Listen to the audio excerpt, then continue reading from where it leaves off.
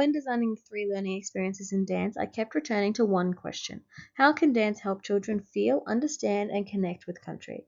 This question guided my entire process. Dance has always been a form of meaning making for me, and through this course, I came to appreciate how powerful young children communicate through movement.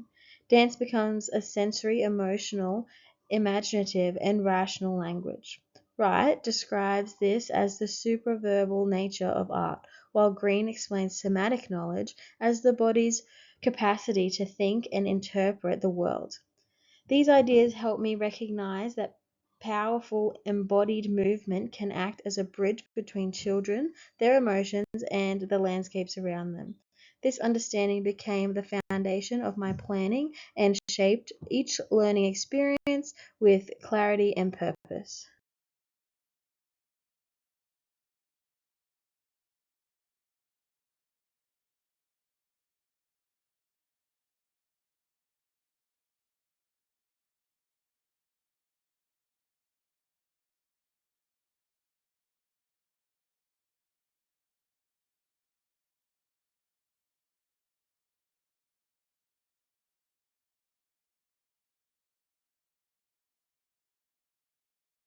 The EDM 80/20 course strongly shaped my pedagogy and deepened my understanding of teaching through the arts. Duffy's idea of creativity as connecting the previously unconnected helped me see dance not as steps to follow, but as meaningful ways for young children to explore emotions, understand their world, build relationships, and connect with cultural and environmental knowledge.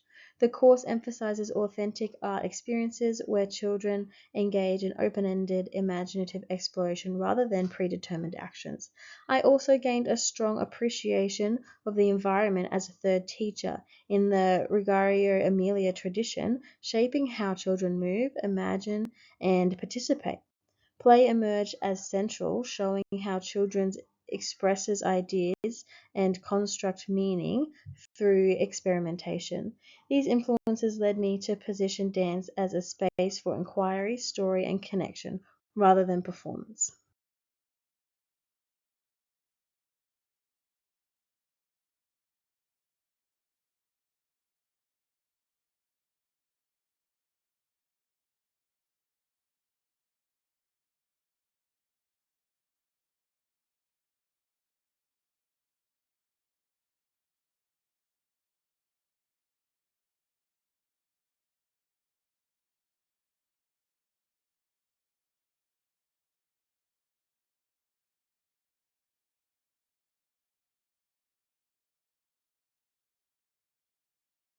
Cultural responsiveness became a core pillar in my planning, particularly regarding Aboriginal and Torres Strait Islander protocols for dance, stories, symbols, and knowledge.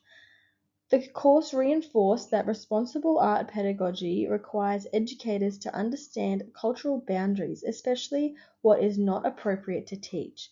I learned that sacred dances must never be replicated, symbols and stories belonging to specific language groups must remain protected, and cultural knowledge should always be approached with humility and respect. This awareness prompted me to focus my dance learning experience on shared natural elements that are broadly connected across country, such as wind, trees, pathways, and animals, rather than replicating cultural forms that hold deep cultural and ceremonial significance. This approach reflects the EYLF position that cultural competence begins with respect, attentiveness, and ethical decision making. My goal was not to teach Indigenous dance, but to support children in developing a relationship with country through movement, noticing the way that wind, animals, and landforms move and breathe. In this way, dance becomes a medium through which children could cultivate appreciation and curiosity without crossing cultural protocols. The purpose of my learning experience was to support children in embodying storytelling, using movement as a way to express ideas, emotions, and connection. Across the 3 dance experiences, I aim to build children's confidence, well-being, and imaginative agency through nurture-inspired exploration. My intentions were for children to use movement as symbolic language, express feeling physically, connect with nature and country, collaborate with peers, and develop creative competence. The sequence progresses intentionally from individual exploration to group choreography. Experience 1 focuses on wind and tree movement, grounding children in breath, flow, and sensation. Experience 2 introduces animal-inspired pathways, encouraging experimentation of direction, levels, and dynamics. And Experience 3 brought these ideas together in a collaboration story dance about traveling across country. This scaffolded design layered movement concepts while honoring children's agency and ownership.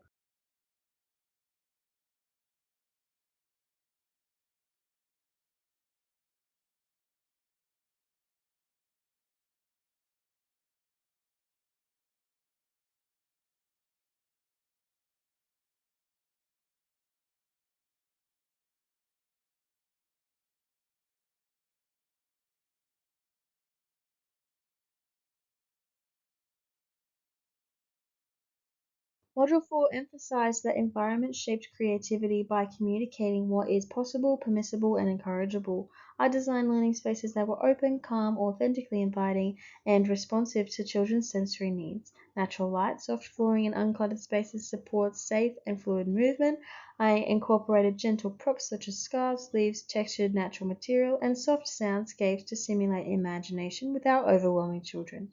Dim pen and chalk highlight the authentic environment, nurtures curiosity, and supports deeper engagement, which aligns with my intention to create a space that encourages children to feel grounded, centered, and inspired. The Reggio Emilia philosophy reinforces this, suggesting that space acts as a co-teacher, shaping children's interactions and supports their autonomy. Through careful design, the environment becomes a supportive frame that embodies exploration, inviting children to interpret movement ideas in ways that were meaningful to them. Intentional teaching in dance is rational, gentle, and invitational. Across the sequence, my approach centered on co-construction, inquiry-based play, modeling, and open-ended questions. Instead of showing children the right way to move, I offered possibilities and invited them to interpret these through their own body. Questions such as, how do you think the wind moved today? Or can your body bend like a tree? Encourage children to think creatively and generate their own movement ideas. This aligned with the EYLF practice of responsible teaching and learning through play.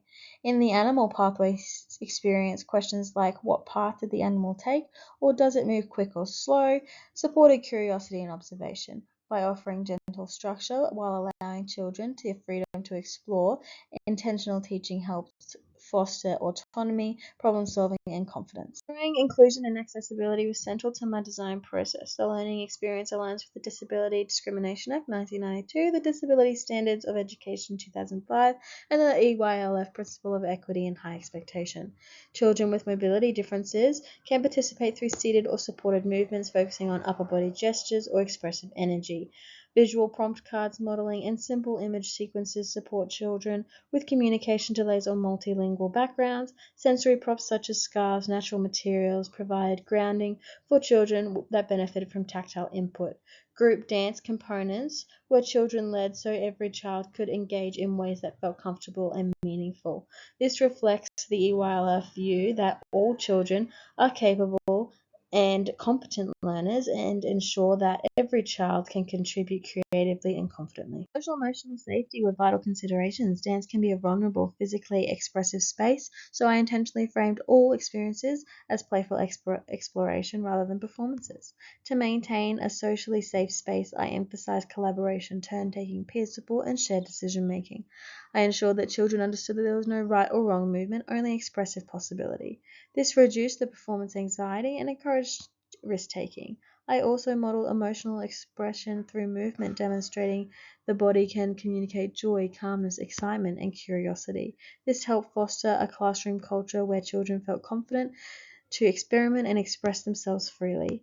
By nurturing the environment grounded in belonging and respect, I supported children's well-being and sense of identity, aligning directly with the EYLF outcomes 1 and 3. Learning experiences were intentionally designed to be engaging and joyful, drawing on children's natural love for movement and imagination. Through dance, children explored familiar natural elements, winds, trees, animals, landscapes, turning everyday observations into embodied stories. The blend of sound, movement, natural materials, and collaborative storytelling created a rich multimodal experience that deepened learning. Their engagement with was evident through spontaneous laughter, expressive gestures, and experimentation with movement qualities. Joy is a strong indicator of meaningful engagement and supports well-being. By offering opportunities for leadership, collaboration, and creative agents, these experiences also strengthened children's sense of identity. Envision and plan these experiences. I reflect on the kind of responses children typically show during embodied art learning. Children often say things like, I am the wind or I am a bird flying, revealing their ability to communicate symbolically through movement, something Wright identified as central to art learning. In the final collaborative dance, children commonly showed emerging leadership, negotiation, and group problem solving as they sequenced movements and designed pathways.